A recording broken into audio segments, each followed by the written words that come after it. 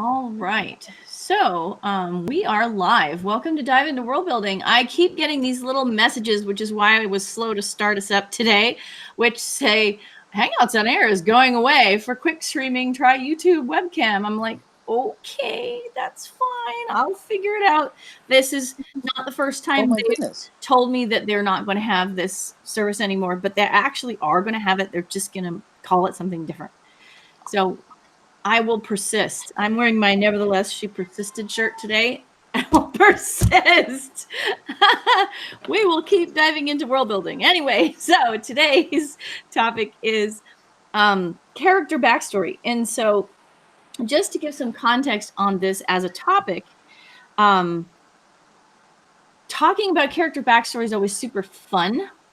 But I want to make sure that what we're focusing on, since this is Dive into World Building, is actually the aspects of character backstory that form a part of world building or that can contribute to world building or that world building can contribute to, if that makes sense.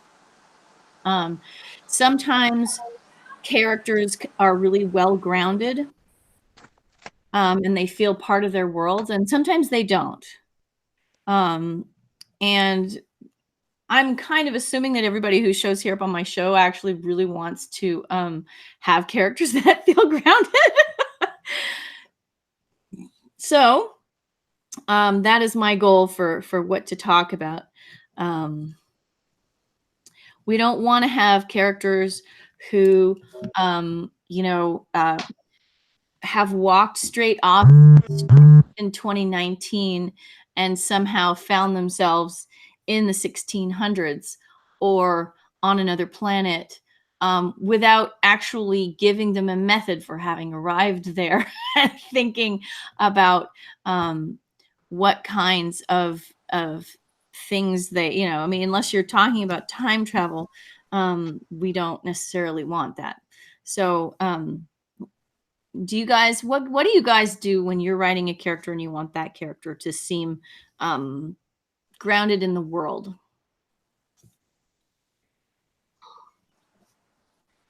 I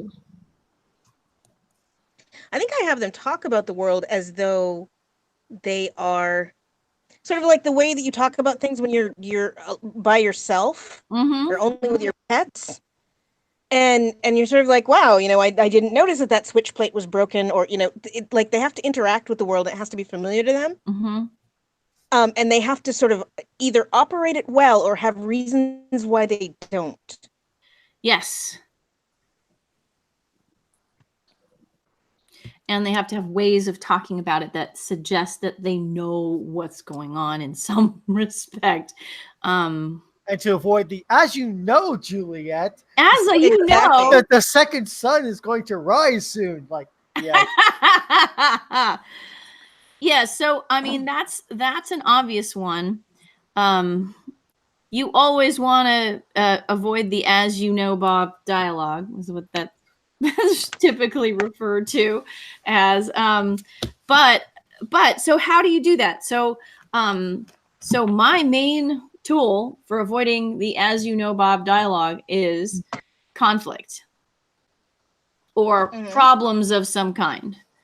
Oh, well, that explains something. Okay. I hope that was. No, go on. Yeah. So my favorite example actually comes from a kid's book. And that is that it's Dinosaurs After Dark. Do you guys know this book? No.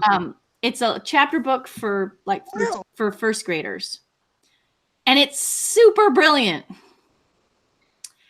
because it's super stripped down, but it's super cleverly executed. Okay. So it's like this chapter book. It's really short. It's really fun. And it involves these kids who time travel and whatever. Okay. But the example that I love to give is that the girl runs down the street going, "Help, help, a monster." And her older brother says, "Yeah, right. A monster in Frog Creek, Pennsylvania." And all of a sudden, you know exactly where they are. But it was basically effortless. It also establishes a set of expectations. It sets up the expectation that you are not in a version of Frog Creek, Pennsylvania, in which monsters would be normal, right? Because there, you know, it would be quite easy to tell a horror story in Frog Creek, Pennsylvania, in which there were monsters, right? So, yeah, that was one of those little moments where I read that to my kids when they were little, and I was like, "That's good writing, right there." Also, the tone of voice in which he's saying it could tell you what he thinks about Frog Creek, Pennsylvania. Right? I mean, so a really boring town where there would never be monsters. Right. And gosh, I can't remember the author right off the top of my head because it's been a while since my kids were in first grade. But to be honest, she has an enormous series of these books, and they're called the Magic Treehouse books. Basically, the kids get in their treehouse, and you Mary Pope Osborne. Yeah, Mary Pope Osborne. There you go. And they're super famous. And one of the reasons they're super famous is they're very short and they're incredibly deftly written, so that there isn't a lot of sort of extra exposition, but you understand what's going on the entire time. I don't understand how I didn't remember that. Well, because there are so many of them.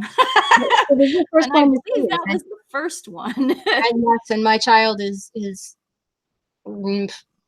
20-something. I can't do arithmetic. 20-something. 20-something will do. Yeah. There you go. Welcome. Yeah. We were just talking about how Mary Pope Osborne sets up her world in one line at the start of her book Dinosaurs After Dark, which you are probably right in the demographic for, actually, at this point. Or you may have already passed it because you have very clever kids. But anyway, yes. So basically, a great excuse to talk meaningfully about something that you already know is if you're fighting with somebody or making a snarky comment or having something go wrong. Or introducing someone to or for example, yes, but like, for example, if you have an outsider to the society who's getting taken around, they will have to have things explained to them, but that's because that person doesn't know them. Yeah. Right. So you can either put in a person who doesn't know the things, yeah, or have something go wrong. That Skingle is not supposed to go there. Right? It's 2 minutes on the food rehydrator, not 3, you idiot. Right, exactly. Or have people in conflict. And I've spent a lot of time working on these kinds of techniques because everybody in my novel world is an insider. Nobody is an outsider to the novel world. Everybody belongs there. It's just that they have lots of various interesting internal conflicts and social stratification and stuff that allows you to do a sort of examination of different people's expectations. So do you use internal dialogue with thoughts of the characters, or you do it completely external in your novel? So I do multiple points of view because that always helps me to allow readers to triangulate things. And I all of the points of view are third person, super, super close point of view. Okay. I was just thinking of Sam J. Miller last week and and the unusual points of view he uses in Blackfish City. I was wondering Yes. how yours did by Yes. comparison. I think mine are more predictable in some respects than that, because he has a main character and is sort of looking at her from the outside. Yeah, except for one small little bit. Yeah, exactly. So that, yeah. So I guess the way that I would describe it is I have these multiple points of view, and everybody's super judgmental. So, so that is partly, I partly do that to ground the world building, right? But not to get people particularly mired in a particular point of view too. So, for example, it's very, very easy, I think, for people in the real world to go into a book and say, oh, yeah, I'm going to insert myself into a rich, noble person's point of view, right? And it's something that they're asked to do quite a bit. And so it's really important to me and what I'm trying to do that not be the only point of view that's represented there, because I want to break the reader out, sort of separate the reader out from that point of view and have them also question it at the same time that they are experiencing it. Does that make sense? that makes perfect sense to me. So, yeah. And so, okay, so, but I mean, when I think about character backstory, I often think about it in terms of like, why does this person judge things the way they do?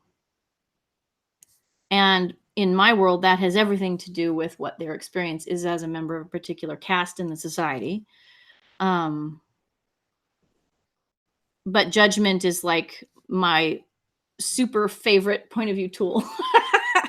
And I try to make it sort of suffuse everything, including just regular description and action and all kinds of different stuff. So that in that way, I think this is why it's important to me to think about character backstory and how world building interacts with it.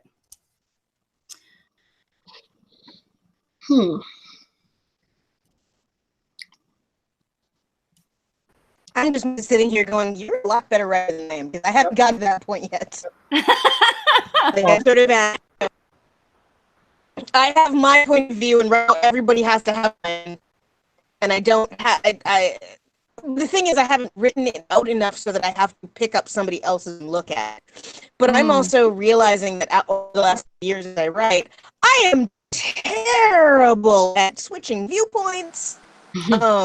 I will go through the tenses of paragraphs. So it's really a huge better skill that you can just go into there and do that, which is probably why you have 2 novels under your belt. I don't, so that's how that works. Well, I mean, yeah. This is one of the reasons why I have to write this metaphor lesson that I'm planning to write. But you can put a person's cultural point of view into almost anything that they say and do. But to be a little bit more helpful and a little bit less linguistic, I think that where we can go in our discussion is to say, let's think about what it's like for a child to grow up in this world, in this social context. Let's think about what kind of education a person has and what are their formative experiences. I mean, Juliet, I hear you saying it can affect, and I'm on team it affects by obligation. I mean, there's no way it doesn't affect, right? I mean, who that person is in the context of their society affects every bit of how everybody treats them, how they expect to be treated, what's going to happen to them. So what's the distinction between saying understand the cultural and social context of your world and the character's backstory in that case?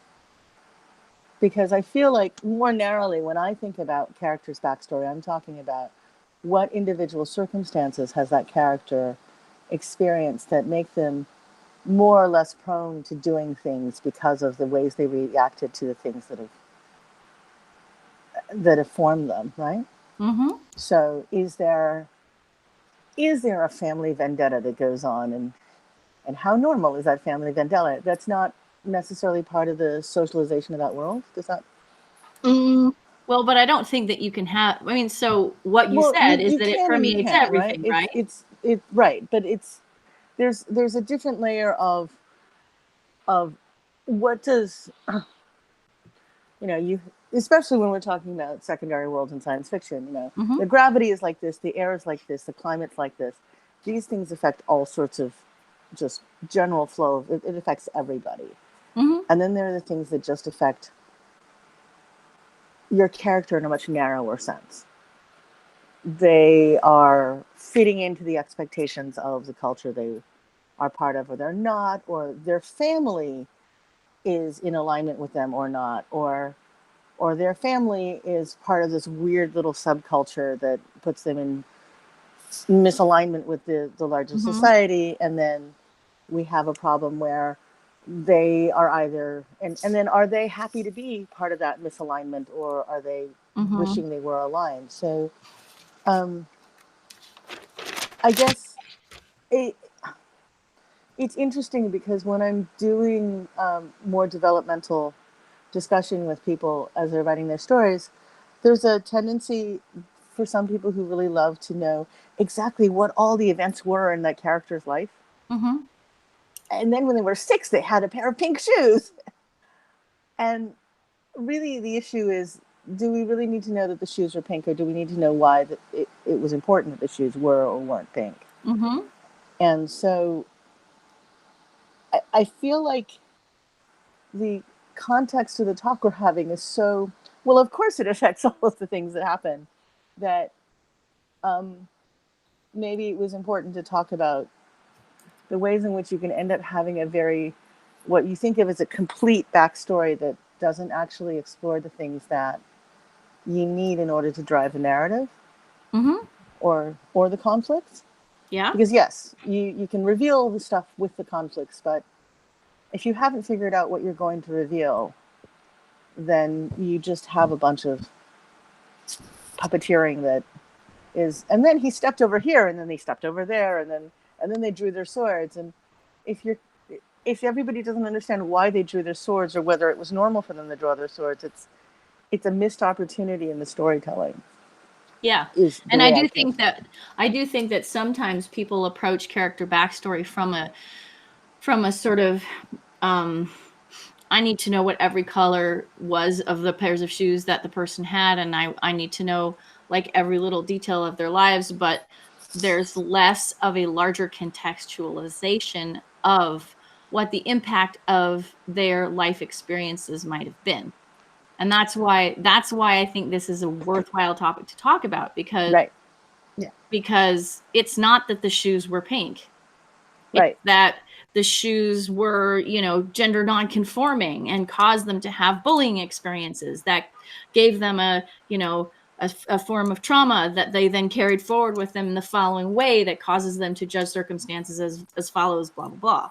They were pink, but they were precisely the wrong color of pink, because we're in this really, really persnickety culture. And right, exactly. It's tiny little things like that, which is why I've talked, and I don't often encounter this as much anymore, but of the sort of costume drama story that every costume change has been discussed, but nobody really addresses the fact that your protagonist is actually a peasant living in a really culture or resource poor environment. Mm-hmm. How do they have 15 dresses to change into that are all different colors? Mm-hmm.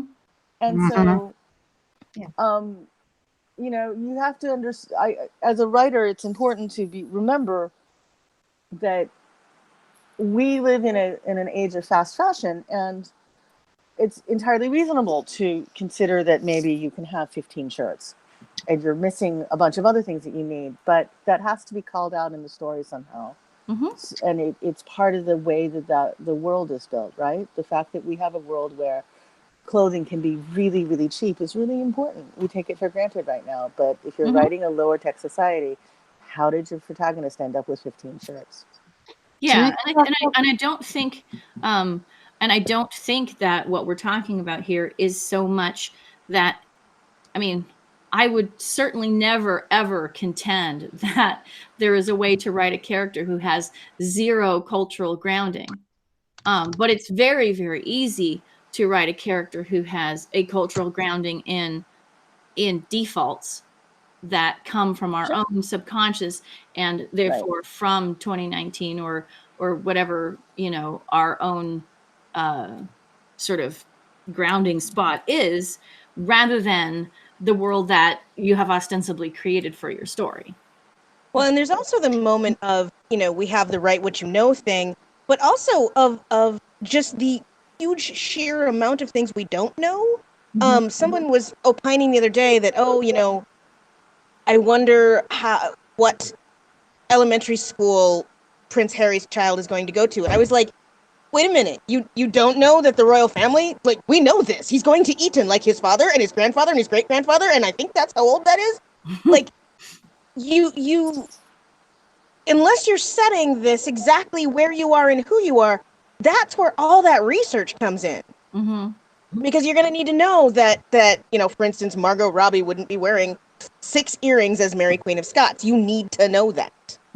And so there's a lot of, I know that there are people who write such that, especially early on, such that, like, everything is going to go into the final manuscript. It's like, no, you got to spend a lot of your time writing your way into and out of scenes, into and out of experiences, into and out of people. And a lot of that backstory is going to go right in the circular file, but you have to go through it to get where you're going. You don't put it in the circular file. You keep it where you can find it for the sequel, or when the copy editor says, "What color? Pick one." But that's from me, from production point of view. Yeah, no, I've been in the point of doing that final checking and going, wait, wasn't this room green? Yes.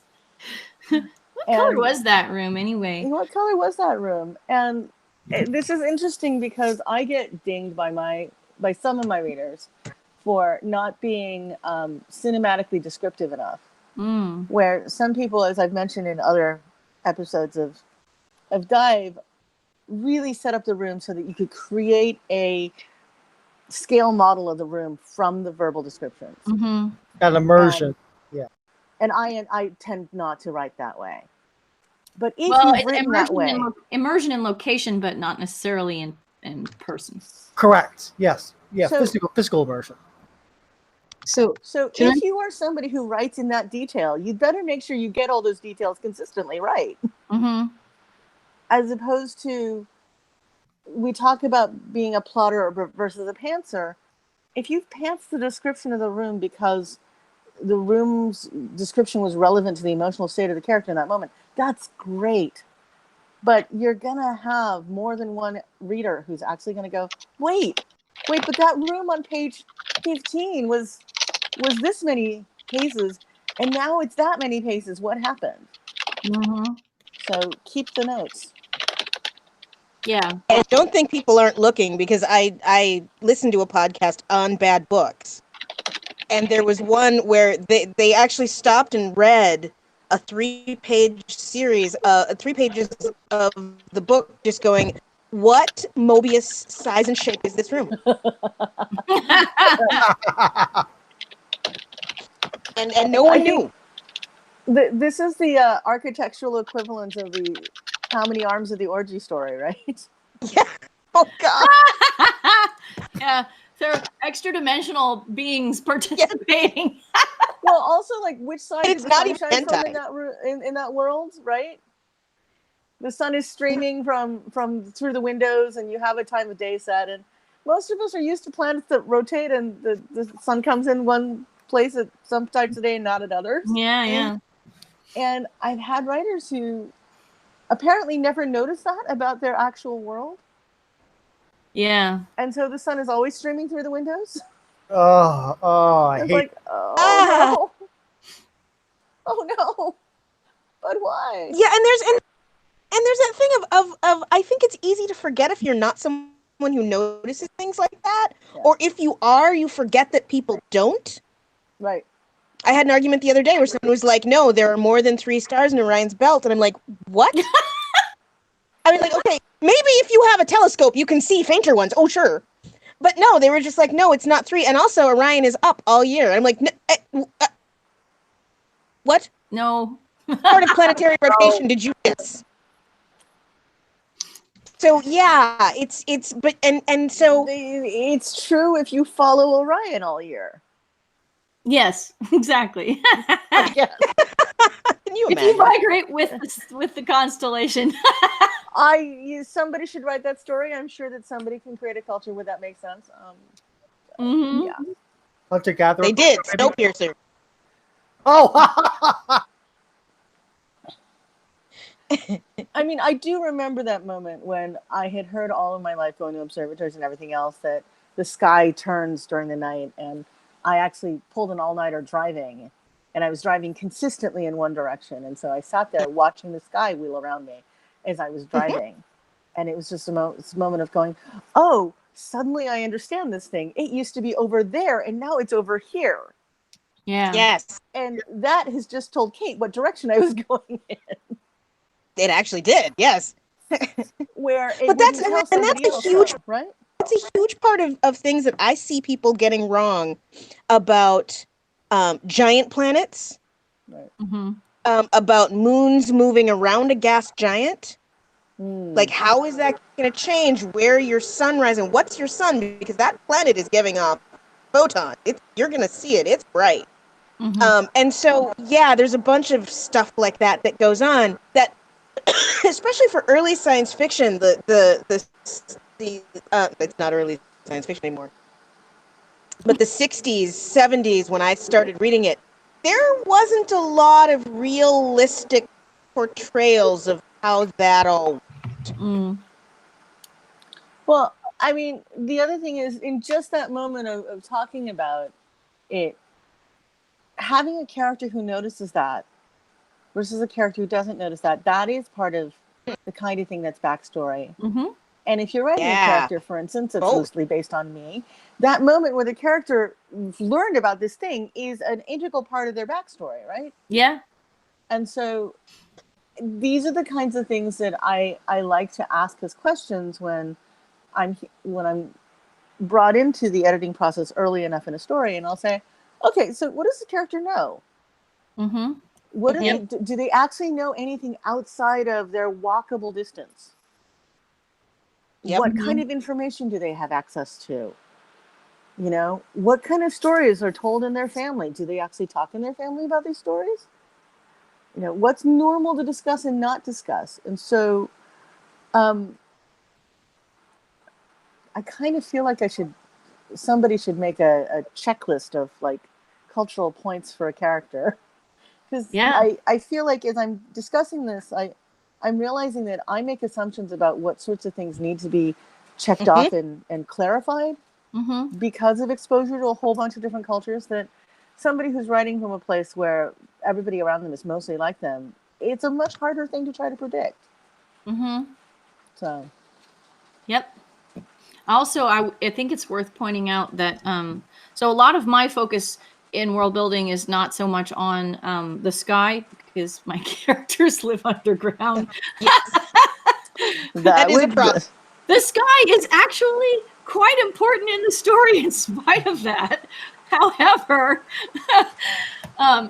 they don't interact with it a great deal. So so the things that I think are kind of important to figure out are things like where does their psychology develop? Right. And I think that a great deal of how we operate and behave as people forms in the first 5 years of our lives, or certainly the first 7. There's a lot of development going on during that period.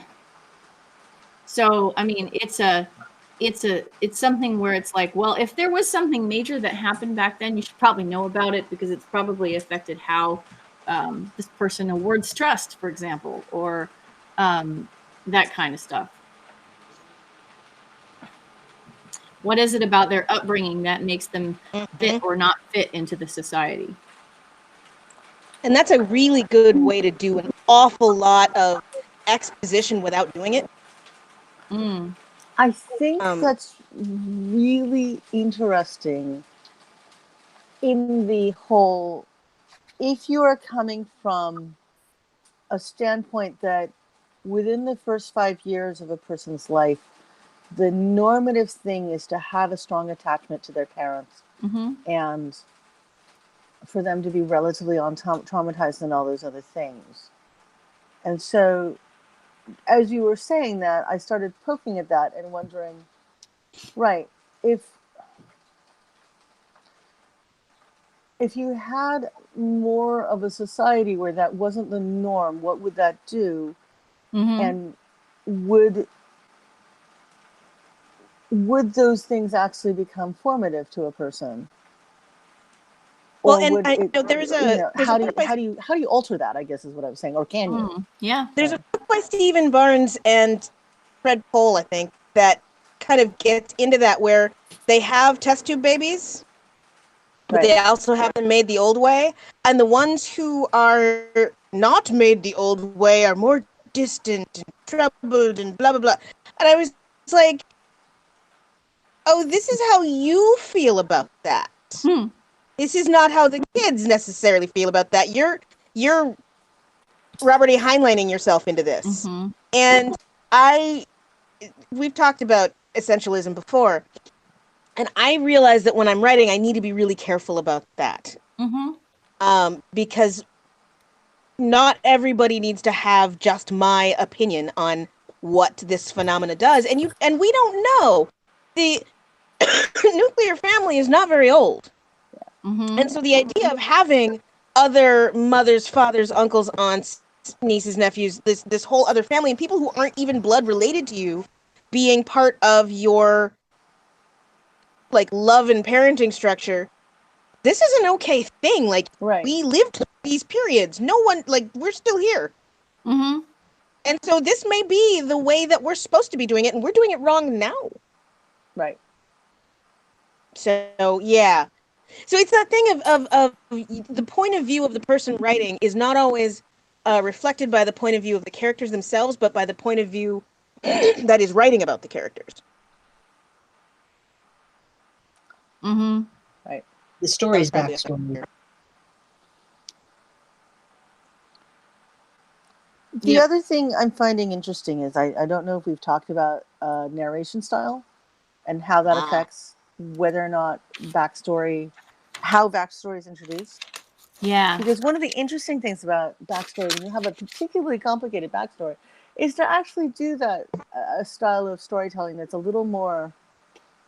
I think some people think of it as old-fashioned now, where you actually have the omniscient narrator actually telling the story of the character to the reader.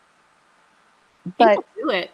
People still do it, and it can be incredibly powerful when you have a huge amount to transmit, and that you don't want to just do it by showing.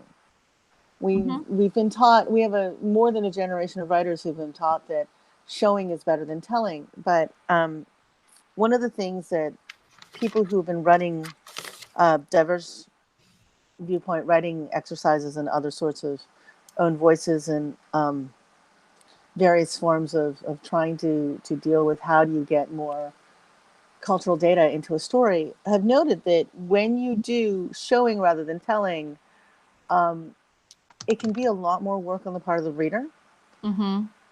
When you have a huge amount of difference between what the reader is familiar with and comfortable with versus what the story setting is. And so, the reason why fantasy stories so often have mushroom stew is because everybody's expected to know mushroom stew. If it's actually a thing built of something else, now, as a writer, you have a choice between actually explaining it all or not explaining. But if you've decided to explain it, how are you going to explain it if you're really committed to being very close into your protagonist's POV. Because the protagonist probably isn't going, oh, this is a stew made of blah, blah, blah, and blah, blah, blah, and cooked for this long. If that's actually important to your story, which it might be. You know, why did they have to stop that long? Or why did he have to go home that night? Or whatever reason there was for explaining how long it took to cook that stew. But if you have some kind of omniscient narrator or some other storytelling framework, it can be easier to tell those details. And so sometimes the extent to which you want to be able to pass on the backstory to the reader dictates the kind of narration style you do, not just how you want the story to read aloud or in the reader's mind. So, yep, that's cool.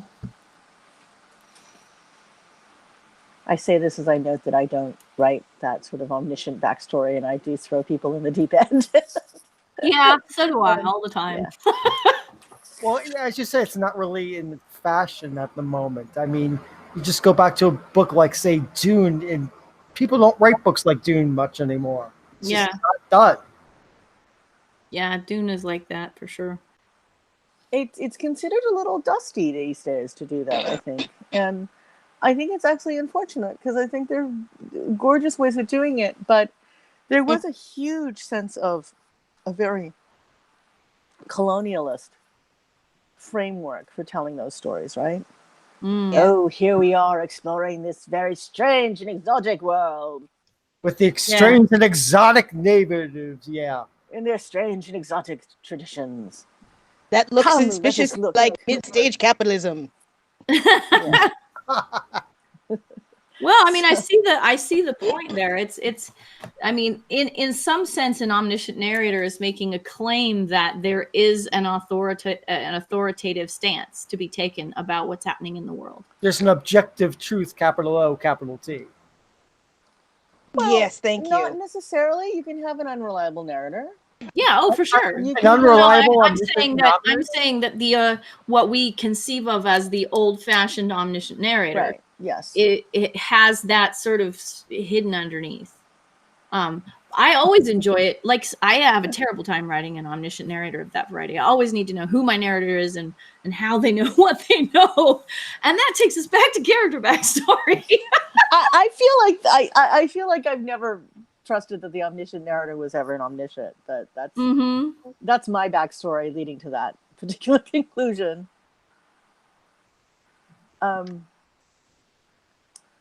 I mean, it's interesting reading a story with an omniscient narrator set in a culture that you know very intimately, and then you become aware that the omniscient narrator is pandering to a reader who's not you. And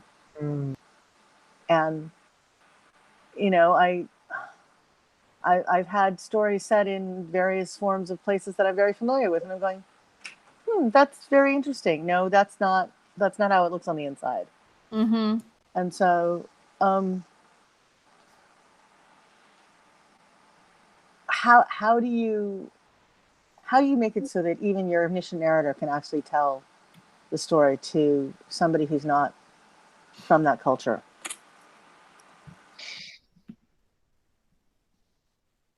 Yep.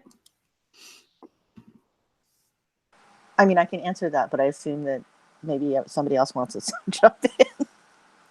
I'm just writing notes at the moment. Yeah, I'm thinking about narrators and what they know. Yeah. I mean, this is why I like to have people narrate as they go. I really like asking who is your reader a lot. And the thing that's interesting that I don't see done very often is that it's actually interesting to be within a culture and to see somebody narrating your culture as an outsider. I mean, so I've been watching a lot of YouTube vloggers recently because I'm sort of anthropologically fascinated. And there are a couple people in Finland, for instance, who are vlogging in English about Finland, and they're English or they're American, or from various other parts of the world. And their biggest audience is actually Finns, because the Finns want to know, how do foreigners see us? And so, an American describing Finland is going to talk about things that a Finn would not see. And it's the very fact that reflection is coming from a lens distorted by something that's not the viewer's expectation is the appeal in that moment. And I think that we don't have as much of that as Americans as a lot of other cultures end up seeing.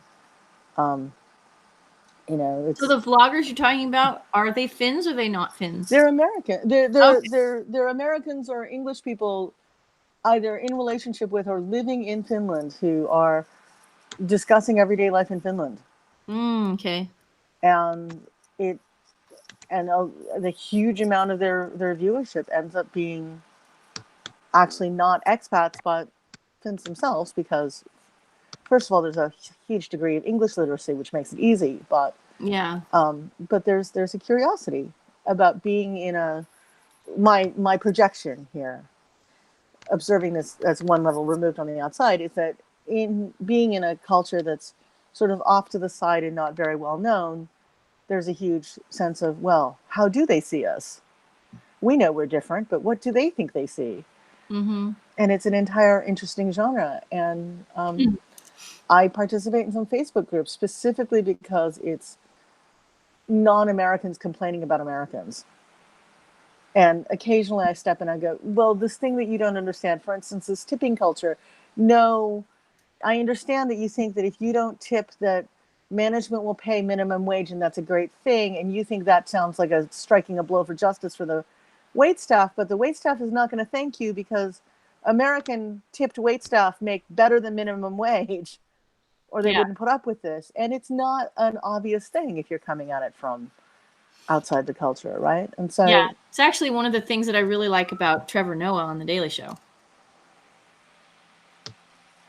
And John Oliver. We could have a whole there would be a whole hour on that.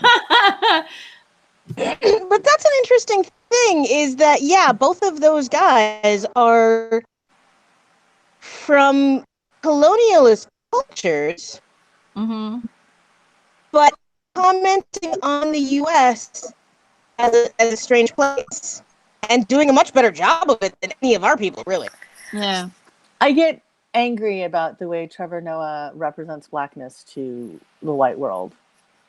So there are places where it's a little sticky, I think. But this is part of a long tradition. I mean, Johnny Carson did a lot about having come from the Midwest and being in Los Angeles. And David Letterman was not a New Yorker. And so I think that the outsider narrator is has a really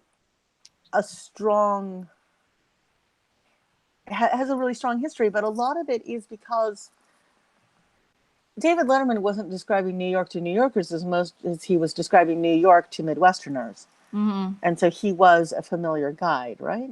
Johnny Carson isn't explaining America to Los Angeles to Angelenos. He's explaining it to the people back where he came from. And so I would give you Walter Cronkite too. Yeah. Yeah. There's an awful lot of that. And so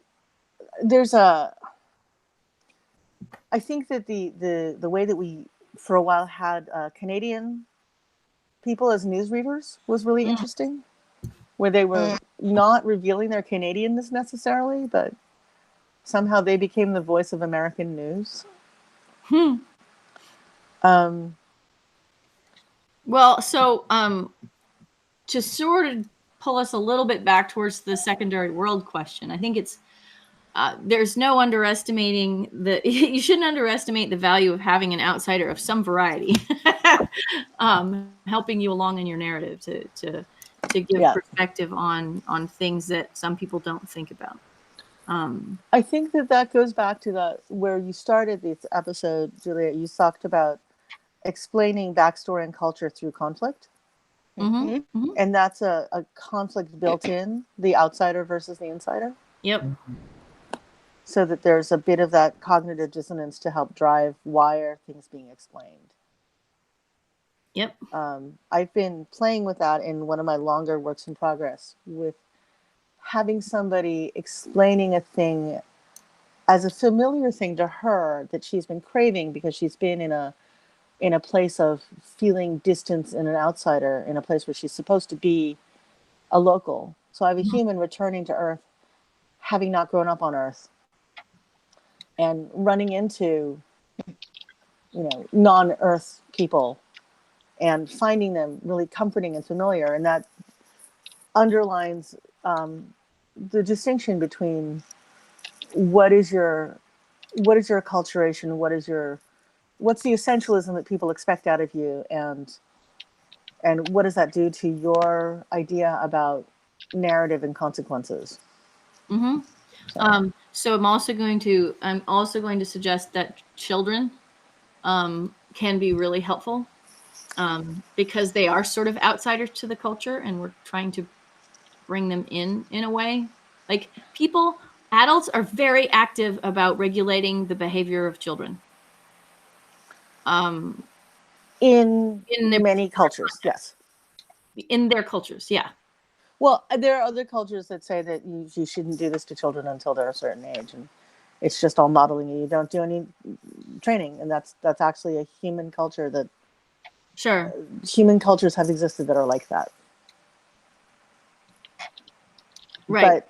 But their influences on the children that are alternate influences of, people are going to learn things from some form of context, right? I think more generally what's useful is the person who is expected to be in a state of learning in that culture. Yep.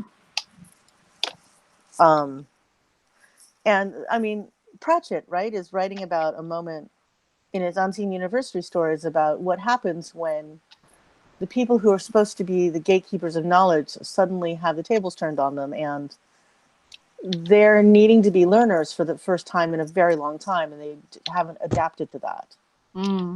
Right? And what does it do if you're supposed to be a learner, but you have information that the teachers don't have?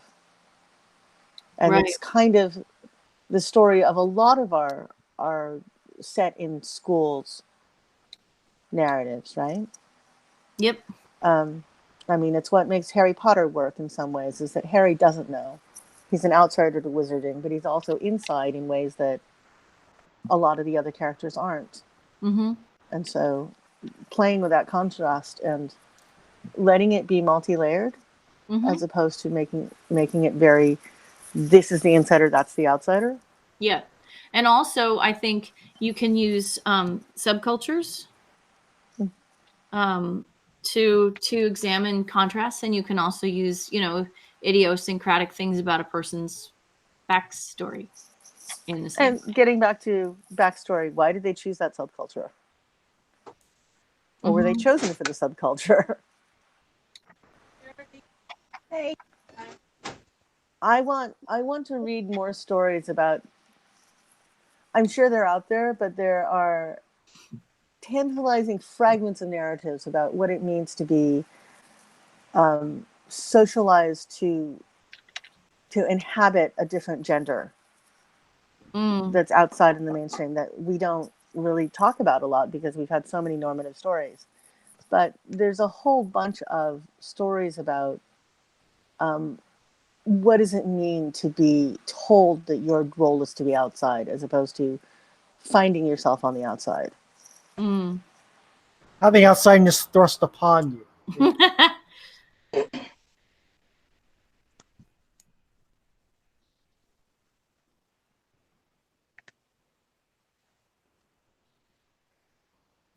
Yep. Well, we just hit 5 o'clock. We got a little bit of a late start. Any thoughts that people want to add before we say that was fun, now we're done? Just that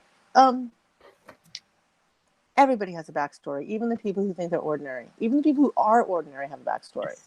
This is true. I mean, even their backstory about being ordinary is part of that, right? The fact that everything aligns so that they could be Yeah. How do you end up being Draco Malfoy? Yeah. So. What kind of backstory would make you ordinary in this context, right? Good question. And so, I think there's a certain tension between knowing the backstory of every single person that comes onto the page. And then there's no, you only need to know the backstory of the important people. But I tend to come from no, you should really actually at least understand the rough outlines of why the people that you're saying aren't important to your story aren't important. Because non-important has all sorts of different meanings. Yep. And yeah. I don't know if I've ever tried to write a story without starting with the backstory of a character. But now I'm trying to envision what that would be like, and I kind of find it disturbing and unappealing. Yeah. Yeah. I don't know. We're so wedded to in media res. I don't know. But can you write in media res and not have some inkling? What do you do? Roll dice? That's how most people start.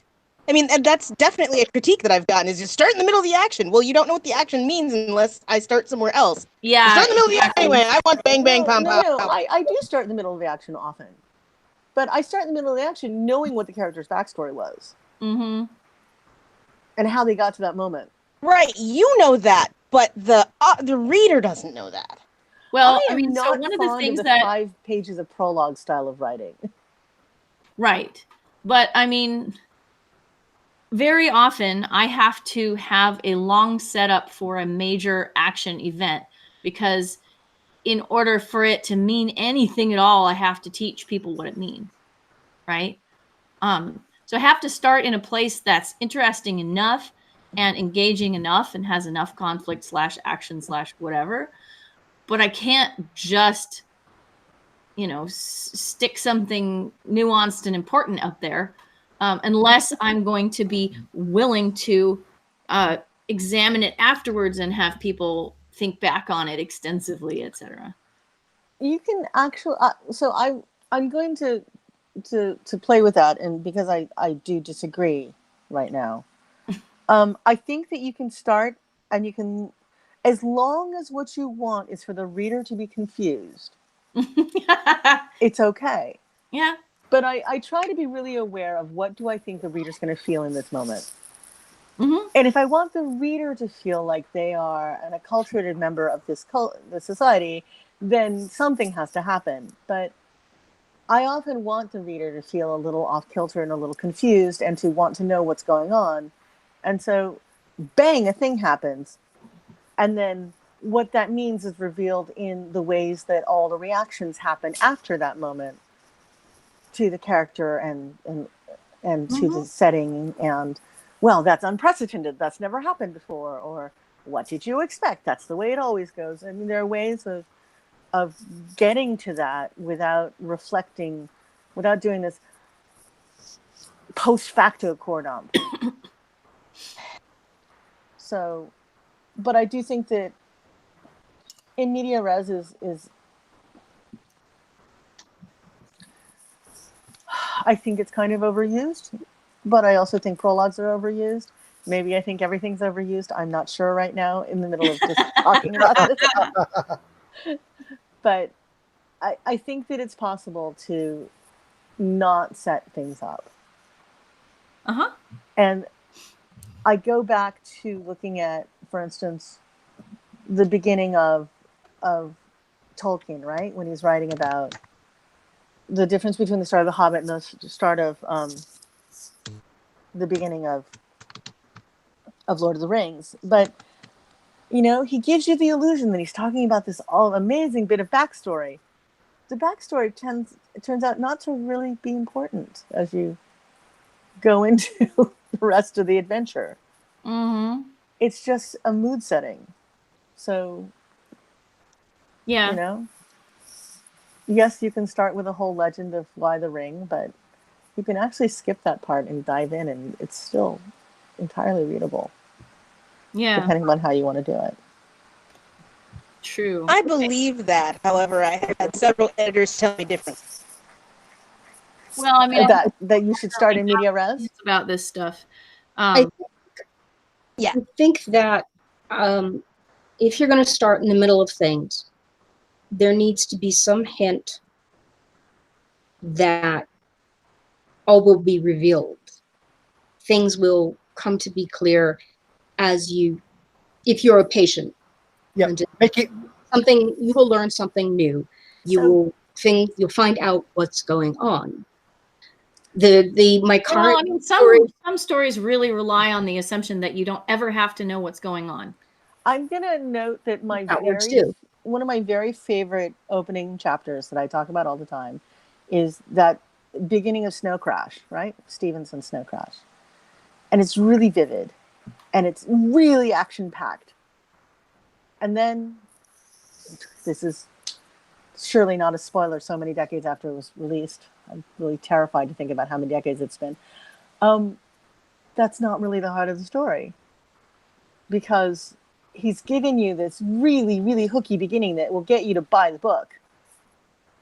But you don't really know that if you don't have a taste for lots of pages of core dumping and world building and noodling on linguistic stuff, that, you know, his first chapter is not giving you an accurate taste of his style of narration.